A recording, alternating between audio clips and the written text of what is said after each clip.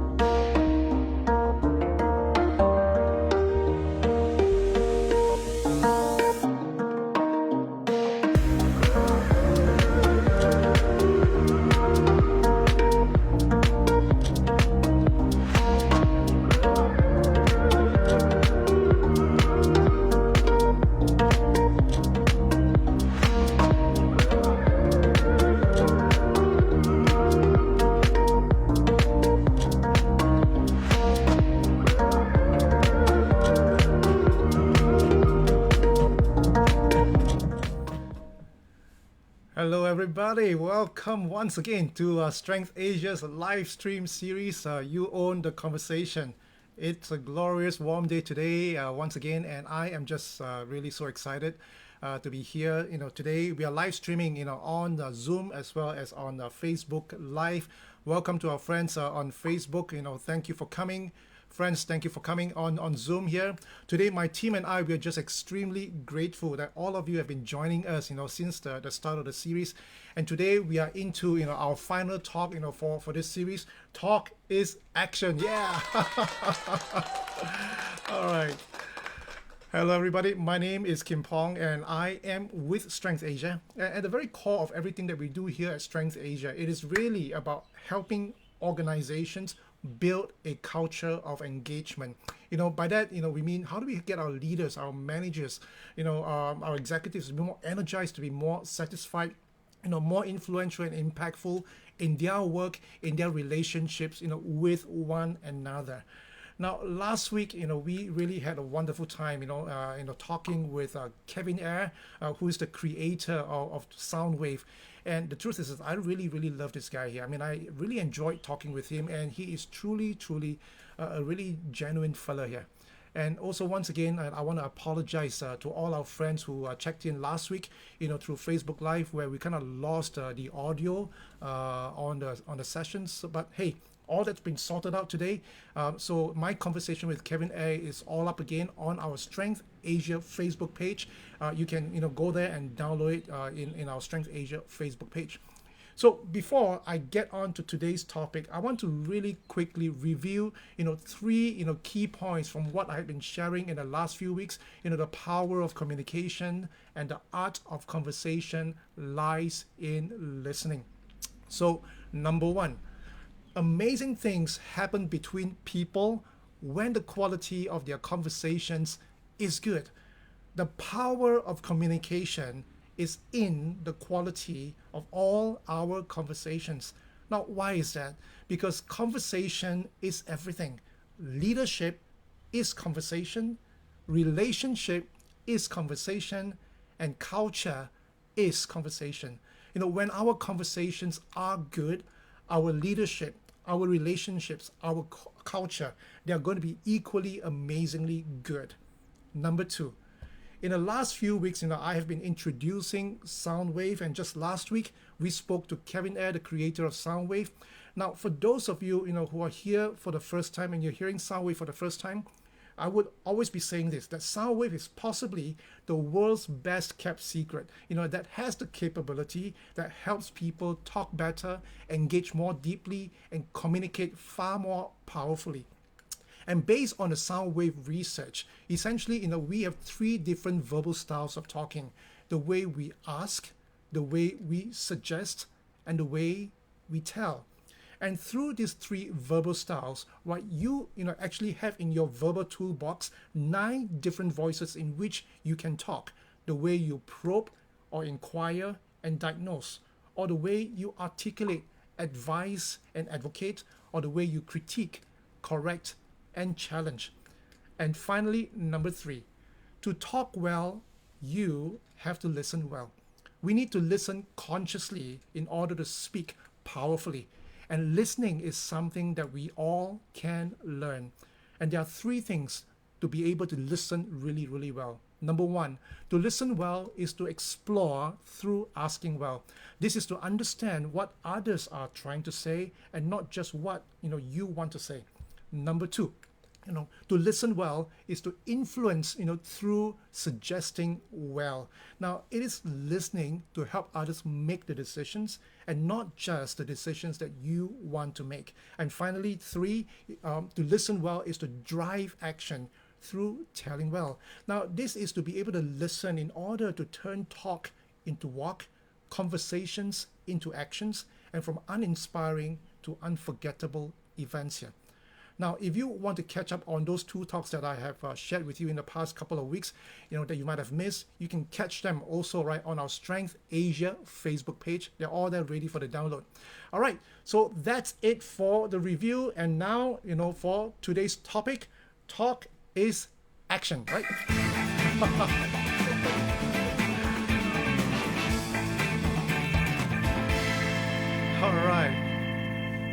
Talk is action. Now, when we do talk really, really well, it gets things done, it influences people, it engages them, it broadens people's perspective, it persuades people to do what they normally might not do. It convicts people to believe in certain things, it inspires people to dream, and it drives motivation and actions. Talk is not just words, it is a medium that conveys what I want to say and to say it in a way that I really meant it. It is natural and it's what that truly makes us uniquely human. It looks easy. Why? Because everybody is doing it, right? But it is definitely not easy to say what I mean and mean what I say consistently, on target, and over time. The challenge for you and I in our talk is how not to waste words, but to increase our influence in the way we talk. And we talk all the time. When you and I, meet up with people, with our leaders, with our managers, what do? We talk, right? When we are having coffee with people, we talk. When we are in the cinemas where we are supposed to be quiet, we still talk. Talk is at the core of many things that we do. Now, we share, we plan, we discuss, we argue, we play, we strategize, we gossip, and through our talk, we seek to understand, we seek to enjoy, we seek to maintain and change the world around us. And the way you talk, it defines something of who you are in the ears and in the eyes of the people that are listening to you. Your talk allows people to size you up, to stereotype you, to feel you, and to categorize you or to pigeonhole you, or simply to enjoy you. So, can you talk?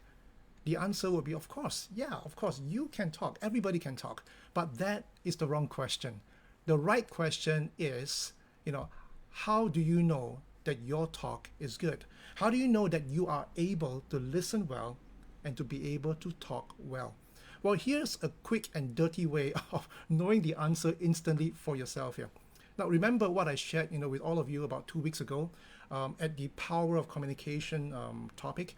I shared that there are 4 ways in which you could respond to one another in your conversations. You could either destroy the conversation or ignore the conversation or patronize the conversation or engage people in the conversation. Let me give you a quick refresher on what all this means, right? Number 1, to destroy. To destroy is to take apart, what the person just said. So, for example, you come to me and you say, hey, Kim Pong, I really enjoyed the pizza at Mario's. And my response to you would be, my gosh, that's the worst place to go for a pizza, man. I mean, go to Luigi's. They are the best. Forget about Mario's, right? Now, what about ignore? To ignore is to kind of ignore people by saying something completely different or simply just keeping quiet, right? And so you come to me again and say, hey, Kim Pong, I really enjoyed the pizza at Mario's. And my response to you will be, you know what I would really love to do right now? I'm going to go somewhere else. That's it, right? The third one is to patronize. To patronize is to acknowledge, but to move on to something else. So, for example, you come to me again, hey, Kim Pong, I really enjoyed the pizza at Mario's. And I say to you, oh, cool. Okay, now where were we? Right? And the last one is to engage, right? To engage is to be interested in what he just said and to engage you in a dialogue here. So you come to me and say, hey, Kim Pong, I really enjoyed the pizza at Mario's. And I could say something like, gosh, Mario's, I've never been there. What is that? What is it all about? Why is it so good? Tell me more. You're engaging people in a dialogue, in a conversation. So if you think about it, which of these 4 ways is your typical responses when you are in conversations with people? Well, when I first reflected on this myself, I must confess, I was utterly ashamed. I mean, I'm a coach, I'm a trainer. I run Strength Asia, whose core business is really about building cultures of engagement, right? And yet, I naturally and unconsciously, easily fall into the category of destroy, ignore, and patronize. And honestly, I wouldn't blame anyone, if they were to categorize me as obnoxious or self-centered. Through my own reflection, I realized that for me to engage people in my conversations, I have to be really full-on intentional. It is a skill that I have to learn, a practice that I need to hone over the years. So here's my confession. I think in every conversation, I think subconsciously I love to hear the sound of my own voice, more so than the other person's voice. So how's your talk? Is it good? Do you intentionally destroy Or do you intentionally ignore? Or do you intentionally patronize the conversation? Or do you engage? How you talk has a very pronounced effect and very powerful effects on people that you're talking to. It profoundly and visibly impacts how people around you think, they feel, and they act, and eventually it determines their engagement with you, whether they want to work with you or whether they want to relate with you. Talk is action. You can get people excited, or you can get them downright upset. You can shut them down, or you can open them up. You can get them to see things differently and be courageously creative, or you could really get them to be unreasonably defensive. Talk is not just talk. Talk is action. It has effects and consequences, and sometimes those effects and consequences are not really what you desire. Now, just this Sunday, I went out for dinner with my wife, and it was a really rainy, cool really cool evening, right? And both of us were just in really good spirits, and we are on our way, to have lobster porridge. Now, for those of you that have never had lobster porridge before, go try it. It is really good. Anyway, on the way to the restaurant, I got lost getting us there, right? And my beautiful wife, she immediately took up her phone and Googled the place and told me, honey, it's just across the road from where we were. And then I don't know why I did this, right? I looked at her and instinctively said, okay. And then I said, let me call the restaurant and get directions. Oh my gosh. And all of a sudden, I felt the chill, right? Not from the cool rainy weather outside, but from the person sitting next to me. I mean, my wife had just given me the chill. Now, you guys out there, you know exactly what I meant, right? You're talking with your wife, you're talking with your girlfriend, everything is good and hunky-dory, and up to that point, all of a sudden, bam, you felt the chill.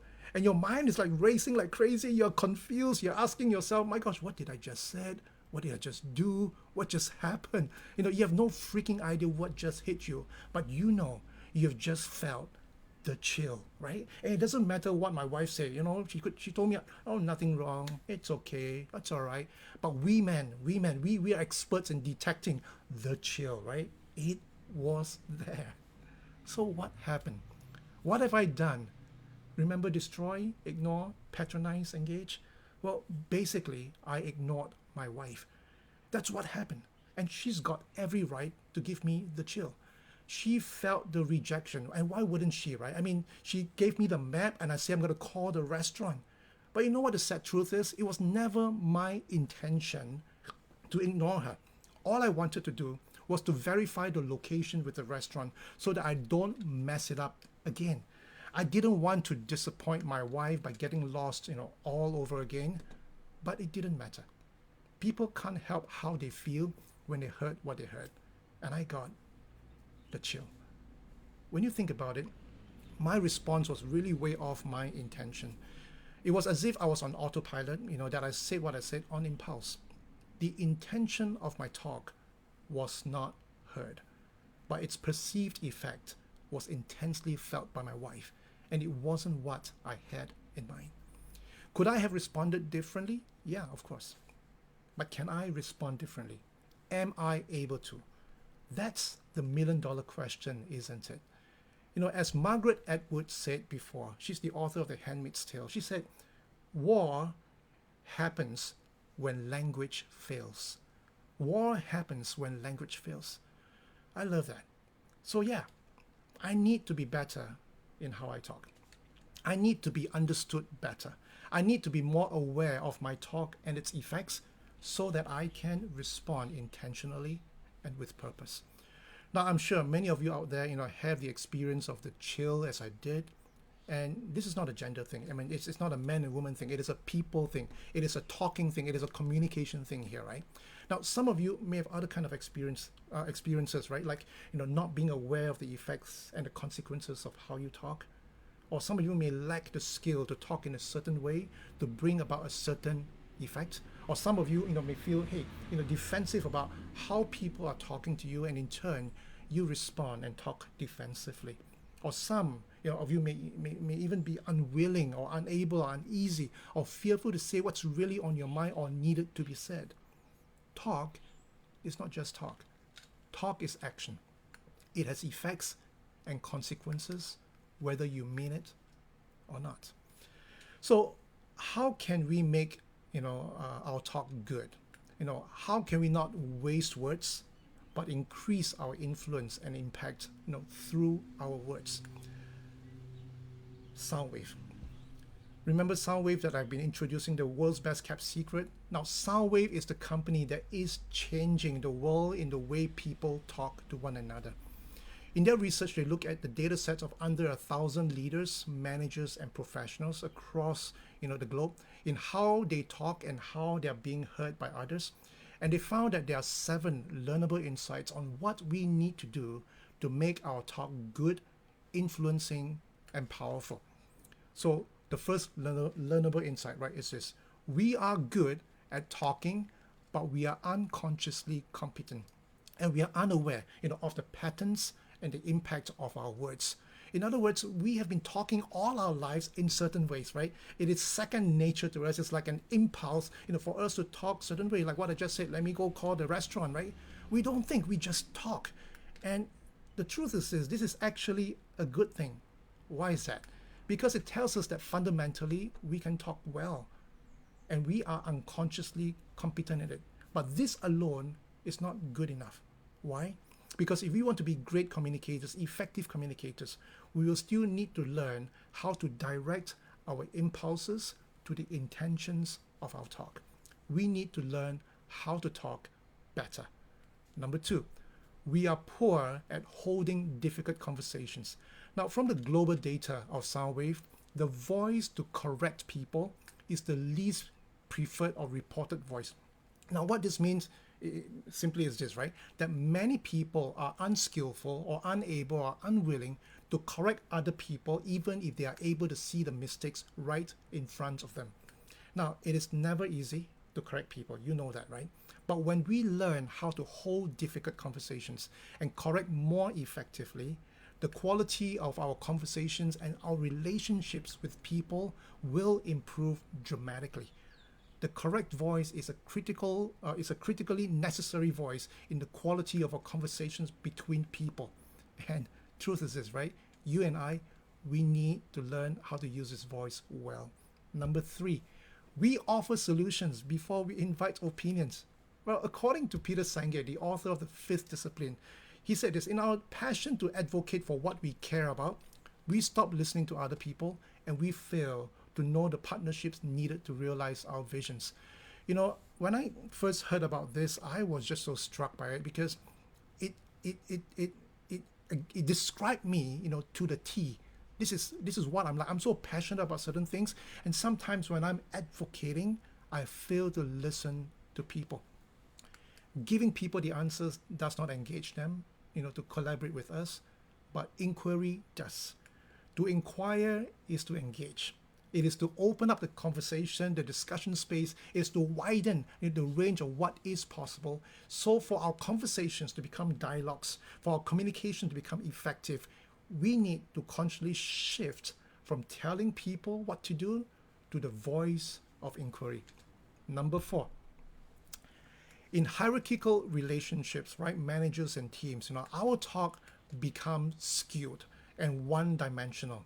Managers tend to tell more to their team members, and team members tend to be more assertive on their managers with voices like challenge, advocate, and critique. Now, I could vouch for this because my team talks to me like this. Every time when I talk to them, they are constantly challenging me, advocating their stand, and critiquing what we are trying to do. Now, to be honest, right, this can make the relationships rather tense, right, and the conversations one-dimensional. Now, in itself, there's nothing wrong with it, nothing inherently wrong. But if you want your teams to be more trusting, to have greater understanding with one another, to be more intentionally collaborative, now you need to help your teams go beyond these skilled conversations and be able to have more open, more skillful dialogue with each other using all the 9 SoundWave voices.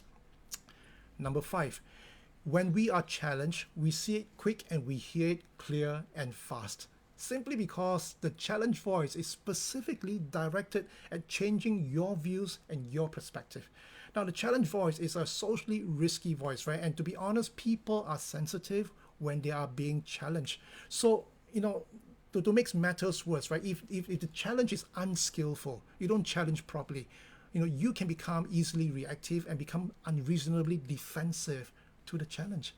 But if it's skillfully used, it can alter your viewpoints and it can let you become courageously vulnerable to do what is called for by the challenge, to change, to alter, to pivot, to be disrupted. So if you want your teams to be creative, to be innovative, there is a serious need for all of us to learn how to challenge skillfully and timely. And number 6, our talk is not fixed, our talk is fluid. Now, while we may be habitual, right, in the way we talk, our talk is actually malleable. We definitely can change and control how we talk to different groups of people. We are not stuck in one way of talking. We can actually get going in being selective, in being directed in how we talk. And the key is to first to be conscious and be aware of our own 9 SoundWave voices, and then learn how to talk through each of those voices. And finally, number 7, we can predict the effects of our talk. So when we are skillful in our talk, we can predict how others will respond to us. Well, talk no longer needs to be a game of chance. Our talk can go from habits to choice. We can choose what to do.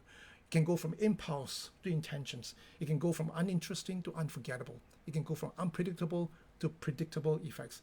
We can learn to use words wisely to deliver the outcomes intentionally.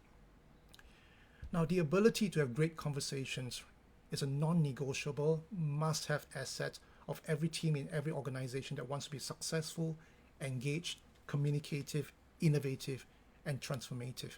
Why is that? Because everything is about conversations. Leadership is conversation. Relationship is conversation. Culture is conversation. In the work that I've been doing, with teams and organizations throughout Asia, I constantly see this, right? That the ability to have great conversations with one another is a powerful, powerful leveler of prejudice, of disbelief, suspicions, negative feelings, lack of understanding, stereotyping, pigeonholing, right? It strips away the unknown. It gives context to what is unclear. And the thing I love about this is it challenges the premises of biases, of ignorance, of held perceptions, and of irrationality.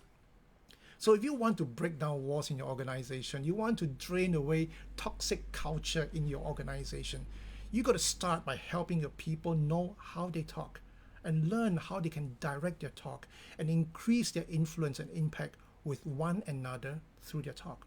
Now, on the other hand, the ability of having great conversation is a world-changing and life-changing enabler of engagement, of influence, of impact, of collaboration, of willingness, of understanding, of trust, compassion, stability, and hope among people, your teams, and your organizations. So if you want to build a highly productive team, you want to build teams that are communicative, you want to build teams that are engaged and are willing to work with one another, then you want your relationships with the people to be good. Help your people become more aware of how they talk, how they're being heard, and how they can use their voices with predictable effects. Talk is not just words. Talk is action. It has effects and consequences, and they all can be good. So if you after all this, right, that I'm sharing, and it's all resonating with you, and you want to have, that greater quality in your conversation between you and your loved ones or you and your people in your work, you want to be more impactful and more effective in your communication, then here's 3 things that you can do. Number 1, do the SoundWave, Brilliance 3 assessment here and discover your top 3 unique SoundWave voices. Find out how you affect people through the way you talk. Find out how you can direct your talk to the outcomes that you want. Now, this SoundWave Brilliance 3 assessment is an online assessment. It's really, really super easy to do. You know, it takes about, 15, 20 minutes. And once you've done it, you describe for you your top 3 SoundWave preferred voices, you know, their impact, their risk, how you can intentionally use them to create powerful conversations and relationships. The second thing that you can do is, you know, come to our half-day SoundWave Brilliance workshop that's happening, you know, on the 26th of September on a Saturday from 9 a.m. to 12:30 p.m. next week. Now, I'm going to say this to you, right, very directly. You really want to consider coming for this because number one, you're going to benefit tremendously from this because most people do not know how they talk and most people are quite unaware. But once they understand this, you know, the experience that I've discovered is that people benefit tremendously because now they know how to direct their talk to their intentions. And number two, because of COVID, we are doing this at half the price, right? So do take advantage of this and come to the workshop, get yourself equipped. I love to quote Einstein, you know, on this: knowledge of what is does not open the door directly to what should be. You know, you still got to give yourself the opportunity to learn how to get your talk to go, you know, from all those things that you do not know to unpredictable to predictable effects, from talk being fixed and fixated to talk being fluid and intentional. And number 3, you know, become an accredited SoundWave coach practitioner. Now, whether you're a leader or you're a manager or you're a coach, you help people reach their potential, isn't it? So as a SoundWave coach practitioner, you can help your teams, your clients shine, you know, and impact and influence by unlocking their quality conversations. Help people change the way they talk. Help the world, you know, help them change the world through the way they talk. Now, you can become a SoundWave coach practitioner and learn how to use SoundWave to identify the strengths and patterns of your teams, enable your team members and clients to transform their workplace culture. Now, you also have the opportunity to become the first 100 SoundWave practitioners in the world. That's what Kevin told me, right? And trust me on this. You know, I was one of the first 20 Gallup certified strength coaches in the world, and being the first 20 in the world does have a lot of advantages because you are first in the field, and people, when they engage with you, you're probably one of the few people that's around that they can engage, and because of that, you know, you grow your business a whole lot more longer than anybody else here. Now, the first SoundWave accreditation happened sometime in September this year. So these guys that you're seeing in the back, you know, these are all the guys that have been accredited, you know, and these are the folks that just got, you know, accredited recently. Now, the second accreditation will be happening on the 2nd to the 5th of November this year. And again, because of COVID, it's going to be at a special pricing for this upcoming accreditation in November. So if you're looking at accreditation, well, you might not want to miss this rare opportunity here because I don't think it's going to happen again, right? And so that's my big hint to you guys. All right, now we are done. And I cannot believe that, you know, we are at the finishing of the 4th series, You Own the Conversation. Now, after this, we're all going to take a short break and we'll be back somewhere in the middle of, I think, October, you know, with a brand new season 5 here. So do watch out in your emails or from Strength Asia Facebook page. And finally, don't go off just yet. You know, after I sign off, you know, I'm going to leave on the screen information, the 3 pieces of information. Number 1, where you can get your Brilliance 3 assessment, and number 2, how you can sign up for the SoundWave Brilliance workshop, and number 3, information on the SoundWave accreditation that is coming up on the 2nd to the 5th of November 2020.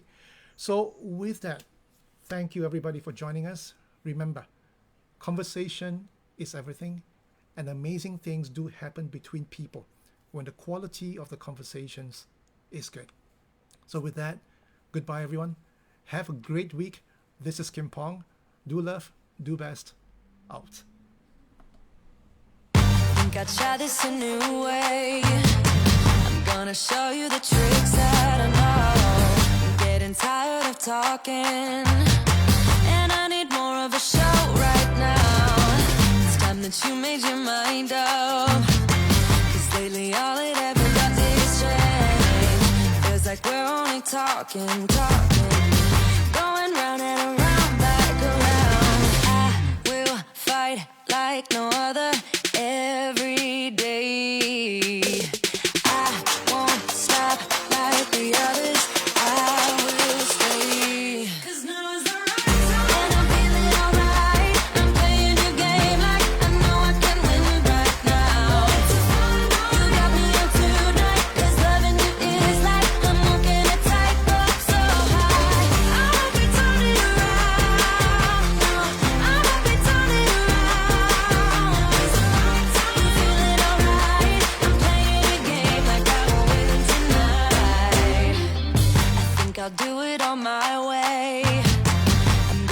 you what I'm going through. Get you out of your comfort zone.